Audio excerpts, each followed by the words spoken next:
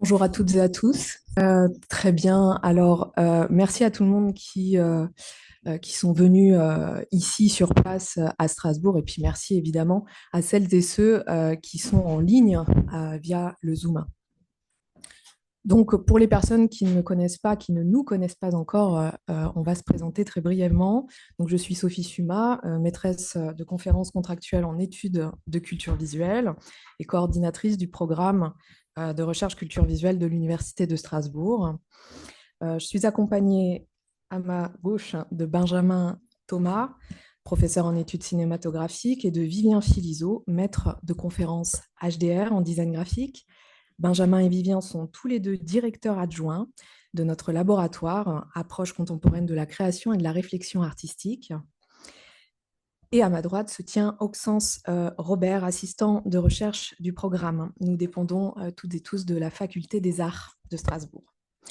Je me joins donc à toute l'équipe du programme de recherche culture visuelle de l'Université de Strasbourg pour vous souhaiter évidemment la bienvenue ici à la Maison interuniversitaire des sciences d'Alsace pour l'ouverture de ces 3 journées que nous avons prévu de placer sous le signe des écologies visuelles. Comme vous le savez, nous posons ici l'hypothèse de l'existence d'un champ de recherche interdisciplinaire qui s'intéresse aux rencontres entre les images et l'écologie, qui selon nous mérite d'être décrit, exploré et expérimenté, ce qui nous paraît de plus en plus essentiel en ces temps politiques incertains.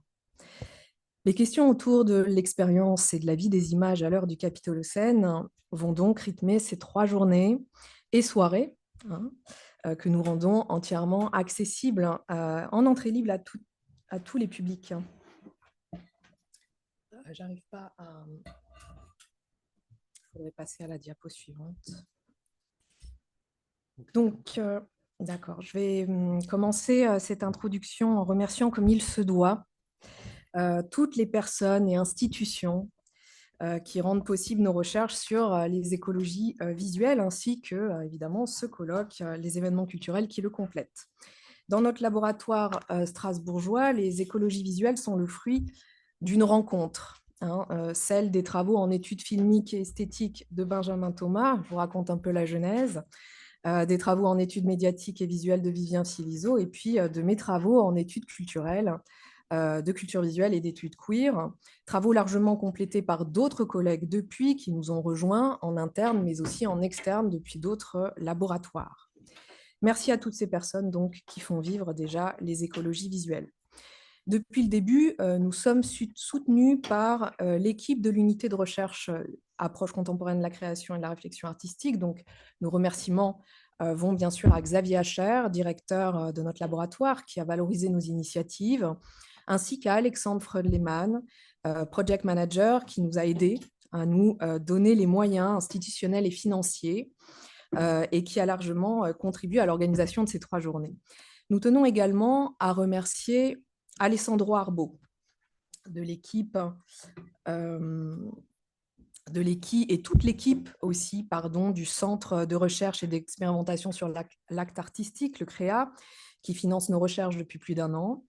Merci également à Gwenaëlle Imfeld et Stéphane Villemier de l'équipe de la Fédération de recherche en environnement et durabilité, la FERED, organisme qui se développe cette année 2025 en un institut thématique interdisciplinaire, Switch durabilité de l'eau et des villes, avec lesquels nous sommes ravis de collaborer ces prochaines années. Et bien sûr, nous remercions tous nos précieux partenaires qui nous ont accompagnés et qui nous accompagnent encore dans cette aventure depuis plusieurs années et qui vont accueillir dans leurs locaux les 3 soirées de notre événement.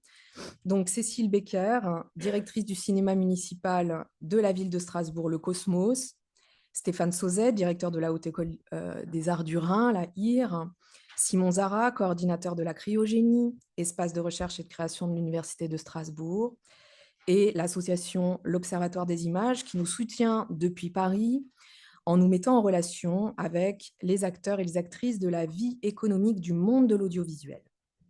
Enfin, nous n'aurions pas pu vous accueillir aujourd'hui sans le soutien financier du service universitaire de l'action culturelle et de son directeur Sylvain Diaz, ni sans les fonds France 2030, Initiative d'excellence, IDEX, Nous remercions donc toutes ces personnes, ces organismes et ces dispositifs qui nous soutiennent aujourd'hui, qui nous permettent d'envisager de poursuivre nos projets. Je tiens également à remercier les membres de l'équipe strasbourgeoise du champ des écologies visuelles, les assistants et les assistantes de recherche de notre programme, qui ont passé beaucoup d'heures à organiser ces 3 journées, ainsi qu'aux aux artistes de la résidence du programme culture visuelle Visual Ecologies, soutenue par la cryogénie. Vous verrez ici en salle Europe 2 expositions visibles également. La première est coordonnée par la graphiste et enseignante Julienne Richard, qui a également réalisé le graphisme de notre colloque, et on la remercie. Le travail exposé dans cette salle a été mené avec ses étudiants et ses étudiantes en graphisme de la Faculté des Arts. L'autre exposition rend compte d'une enquête matériologique menée dans la ville de Strasbourg par l'artiste et assistante de recherche Élise Hazelwander, que l'on remercie également pour ses photos qui sont sur nos programmes.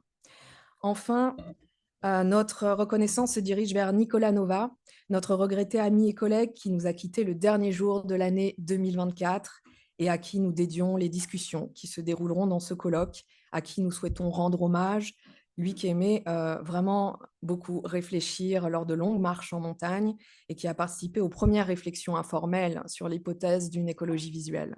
Nos pensées vont directement à ses proches et à sa famille.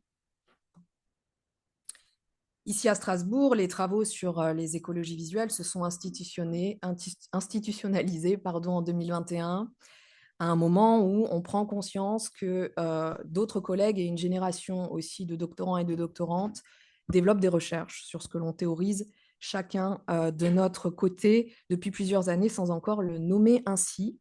L'appellation écologie visuelle ne provient pas d'une volonté en fait de figer ces recherches, mais plutôt de les rassembler pour questionner ce qui relève du visible, du visuel, bien sûr, mais en gardant en tête plusieurs choses que je souhaite brièvement rappeler dans cette introduction. Tout d'abord, nous sommes bien conscients et conscientes de certaines critiques faites à la dimension hégémonique du visuel dans l'histoire, provenant notamment de la visualité, c'est-à-dire de l'usage d'images visuelles pour dominer les mondes humains et non humains. Nous n'utilisons pas ici le terme visuel en ce sens, évidemment, d'autant plus qu'à nos yeux, ce qui relève du visuel n'est pas toujours visible, évidemment, ne fait justement pas toujours autorité, puisqu'il faut souvent débusquer ce que cachent les images, et c'est d'ailleurs toute l'entreprise du post-structuralisme, des études culturelles et visuelles qui nous sont chères. Nous avons bien conscience également que l'étude de l'écologie et des esthétiques écologiques ne passe pas obligatoirement par le visuel. Nous sommes juste spécialistes des images pour notre part, qui sont pour nous un angle en fait, privilégié, mais d'autres approches peuvent coexister avec la nôtre, bien évidemment. Ensuite, nous nous attachons à ce que le visuel projette de sensibles. Les mondes sensibles sont justement à étudier, car ils n'ont pas souvent la parole. On pense à ce qui relève de ce que l'on appelle la nature, par exemple, et nous savons que ce terme est polysémique. Nous nous attachons donc à préciser les liens entre les représentations d'humains, de non-humains et les affects que ce terme nature peut recouvrir et que les images semblent parfois nous montrer, mais qu'il nous faut bien sûr toujours re-questionner, recontextualiser. Les images sont de ce fait, à nos yeux, des milieux tout indiqués pour rendre compte de ces voies non humaines qui peuvent nous aider à décoloniser les visions anthropocentriques du monde, par exemple, et qu'il faut à ce titre étudier, on le pense. Enfin, l'écologie est un autre terme complexe à aborder car il nous engage à la fois sur une discipline scientifique, sur des écosystèmes, mais aussi sur des pratiques politiques. Nous laissons bien sûr libre choix à nos recherches de se balader d'un bout à l'autre de ces définitions. Alors, quel est notre projet ? Notre projet est bien sûr collectif, démocratique et interdisciplinaire. Il veut accueillir plusieurs visions autour notamment de 3 premiers axes qu'on a imaginés à l'étude qui se déclinent dans ce colloque en 3 panels sur 3 journées. Un premier aujourd'hui sur la dimension épistémologique de l'approche écologique dans l'étude des images intitulée « Écologie des images ». Un deuxième intitulé « Images de l'écologie » qui, pendant la journée de demain, sera dédié à des études de cas, des essais d'esthétique, d'analyse culturelle et de problématiques contemporaines portant sur les images et qui traitent d'écologie. Et enfin, un troisième panel intitulé Impact écologique des images, qui se déroulera le vendredi 24 janvier sous la forme d'études de cas critiques, notamment sur la matérialité des impacts écologiques et économiques des productions visuelles et de leur circulation à une échelle globale. Chaque journée accueillera des conférences ainsi que des ateliers collectifs de réflexion. Les soirées nous donneront l'occasion de nous retrouver autour d'interprétations créatives et artistiques en lien avec les thématiques abordées durant les journées pour découvrir les travaux d'artistes chercheuses. Et avant de donner la parole à mes collègues qui vont vous présenter les enjeux de chacun de ces panels, plus en détail, sachez que le projet de constitution d'un champ de recherche autour des écologies visuelles se concrétise également par un projet de cartographie que l'on mène en parallèle. Nous avons ouvert à cet effet un formulaire en ligne pour recenser les travaux des chercheuses du monde entier. On est un peu ambitieux, mais on verra déjà. Pour l'instant, on a quand même 80 candidats et candidates. L'idée, c'est de cartographier les types de recherche et de créer une communauté, bien sûr, une communauté future, qui serait amenée à re-questionner peut-être aussi tout ce qui sera dit aujourd'hui et demain et après-demain. Très bien. Alors, merci beaucoup de participer à cette aventure qui débute. Vivien, Benjamin, je vous laisse la parole. Merci Sophie. Alors effectivement, le premier enjeu du colloque dense qui nous réunit aujourd'hui consiste à raviver la question, sinon d'un cadre méthodologique strict, au moins d'une possible option épistémologique digne d'être qualifiée, comme vient de le rappeler Sophie, d'écologie des images. Alors qu'implique d'appréhender écologiquement une réalité, un phénomène? Le temps m'est ici trop compté pour brosser dans toutes ses nuances les manifestations de la pensée écologique, rappelons-le, produit au cœur du XIXe siècle de l'esprit scientifique moderne. Quoi qu'il en soit, et malgré la grande variété de ses ramifications, parfois incompatibles d'ailleurs, du modèle de la compétition à celui de la symbiose, disons avec le naturaliste John Muir, j'essaye de bien prononcer son nom, que la pensée écologique postule que toute chose, je cite, est liée par 1000 cordons invisibles qui ne peuvent être rompus à tout ce qui existe dans l'univers. Fin de citation. L'un des aspects les plus déterminants de la notion d'écologie, pour nous ici réunis, c'est peut-être son émancipation, c'est très certainement son émancipation du seul champ des sciences naturelles. Ne prenons que deux exemples, succinctement évoqués ici. Lorsque Félix Guattari ou Val Plumwood proposent que le social ou le psychologique soit appréhendé écologiquement, c'est-à-dire systématiquement, pour citer Plumwood, à l'aune des dépendances et des interconnexions qui nous constituent, bien, on peut dire que ces deux chercheurs, tous deux, entérinent que la pensée écologique est pleinement un paradigme, une appréhension interrelationnelle des réalités, quelles qu'elles soient. Dès lors, tout phénomène, toute réalité est justiciable d'une écologie, et les images le sont au même titre que la réalité sociale ou psychique dont elles procèdent. Alors, on le sait, sous la plume de Susan Sontag, en 1977, la possible première mention d'une écologie des images prône une sobriété iconique, comme on parle de sobriété énergétique. Mais dans les champs du savoir plus proches des nôtres, qui se donnent pour objet les images, c'est sans doute sous la plume d'Ernst Gombrich, historien de l'art, qu'apparaît pour la première fois l'expression, dont il faut rappeler qu'elle est choisie comme après-coup pour titre de l'édition française d'un recueil d'études. Alors Gombrich, on le sait, s'intéresse au style, aux modifications qu'ils connaissent sous la pression de données contextuelles, état de la technique, fin que telle communauté humaine confère à l'image, à la pratique artistique, etc. La logique même de l'enquête iconologique ainsi posée, son souci de penser l'image comme enregistrant les spécificités complexes de son milieu d'apparition, auquel se révèle ainsi intimement liée l'image, donc, invite en effet à voir au moins virtuellement dans l'iconologie une forme de pensée écologique. L'iconologie d'Aby Warburg, prédécesseur de Gombrich, s'engageait d'ailleurs pleinement dans une enquête, je cite Warburg, sur la structure psychique de l'homme de la Renaissance. Et comment faisait-il cette enquête?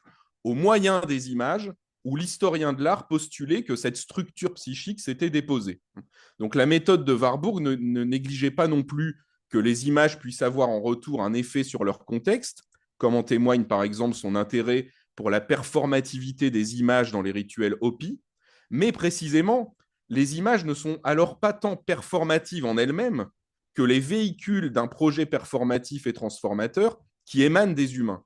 Ce à quoi il faut ajouter, comme l'a relevé notre éminent collègue Roland Recht, que pour l'iconologie, l'image tend à consigner les affects lumineux autant que sombres qui travaillent une culture, mais pour les conjurer ou les comprendre. C'est-à-dire que loin de susciter des affects, l'image est envisagée comme une mise à distance où se dessert leur emprise et où s'ouvre un espace de pensée, Denkraum, comme l'écrivait Warburg.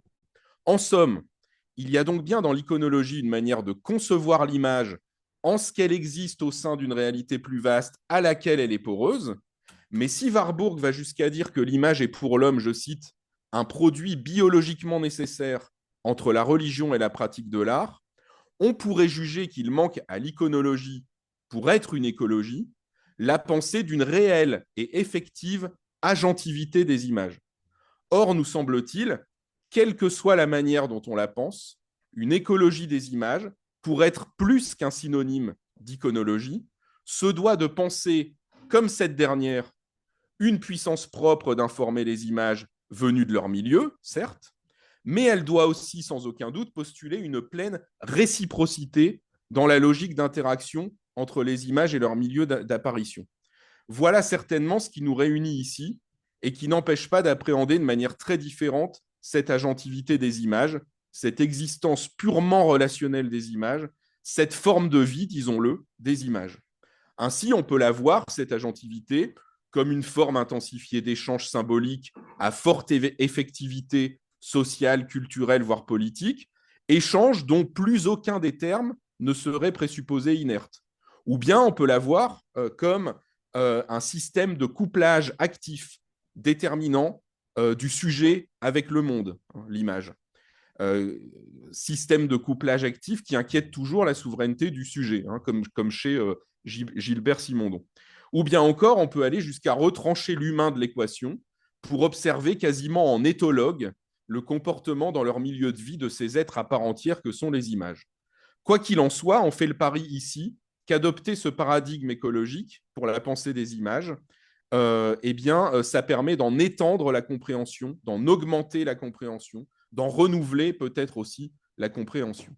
Non sans lien avec cet enjeu premier, le colloque se donne aussi pour objet les images de l'écologie. Mais on mesure bien, au vu de ce qui précède, que cette expression, elle aussi, accueille une passionnante diversité. L'idée d'image de l'écologie se déploie nécessairement ici sur le postulat, comme je viens de le dire, d'une effectivité, d'une agentivité des images, mais aussi d'ailleurs des tissus narratifs qui les soutiennent ou qu'elles suscitent. Ainsi, loin de n'être que les chambres d'enregistrement, de tendances, de représentation qui travaillent un imaginaire social, culturel, politique, les images de l'écologie, les images de la catastrophe, si l'on veut, sont elles aussi des sites où se révèlent, mais où se pensent, EN, et où se pensent, AN, les effets tout autant que les causes de la crise écologique. Les images sont des sites où s'organisent des utopies concrètes, où se ravive la sensibilité au caractère fondamentalement relationnel de toute réalité. Les images de l'écologie peuvent donc embrasser alternativement ou simultanément des enjeux figuratifs tout autant qu'esthétiques. Quelle expérience écologique ou non les formes suscitent-elles, que leur contenu thématise explicitement ou non quelque chose d'une crise écologique.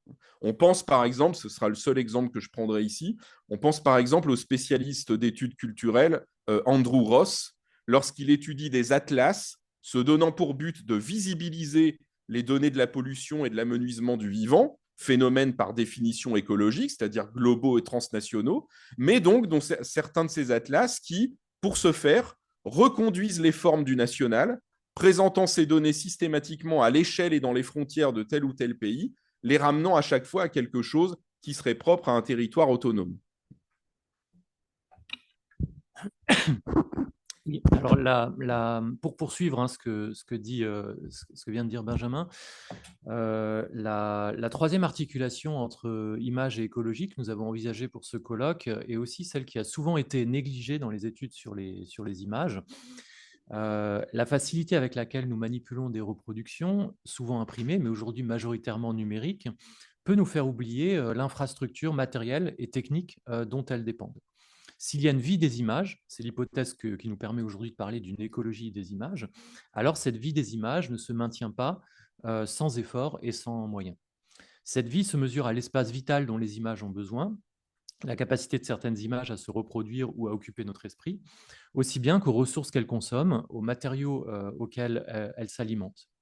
Donc, contre tout un discours qui a pu se tenir sur l'immatérialité du numérique, un grand nombre d'études s'intéressent aujourd'hui à son impact éco-environnemental en rappelant que nos pratiques visuelles ont des contreparties tangibles et matérielles faites de cristaux liquides, de câbles et d'électrons. Alors, il faut reconnaître ici un des apports de la théorie de l'acteur réseau et de la réflexion sur ce que Michel Calon et Antoine Aignon appellent les attachements.